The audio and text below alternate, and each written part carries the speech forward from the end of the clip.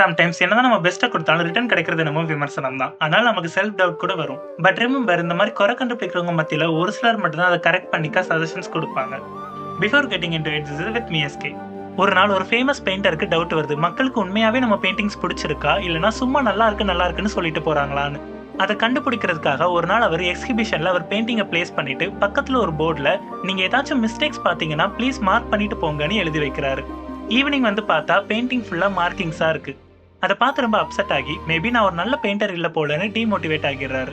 அதை பார்த்து அவர் ஃப்ரெண்டு நான் சொல்ற மாதிரி பண்ணிப்பாருன்னு சேம் பெயிண்டிங்கை மார்க்கிங்ஸ்லாம் எரேஸ் பண்ணிட்டு நெக்ஸ்ட் டே எக்ஸிபிஷன்ல வச்சுட்டு பக்கத்து போர்டில் நீங்க ஏதாச்சும் மிஸ்டேக்ஸ் பாத்தீங்கன்னா ப்ளீஸ் கரெக்ட் பண்ணிட்டு போங்கன்னு வைக்கிறாங்க. ஈவினிங் 2 பேரும் வந்து பார்த்தா only 2 corrections were made. Then his friend said, "See, தப்பு உன் பெயிண்டிங்ல இல்ல, நீ யார்கிட்ட ஃபீட்பேக் கேட்டன்றதுல இருக்கு. Don't let fault finders discourage you."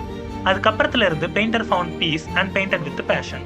குறை சொல்றது ஈஸி, பட் கரெக்ஷன் சொல்றது கரெக்ட் பண்றது rare. So surround yourself with people who not only point out your mistake but also suggest a way to correct it.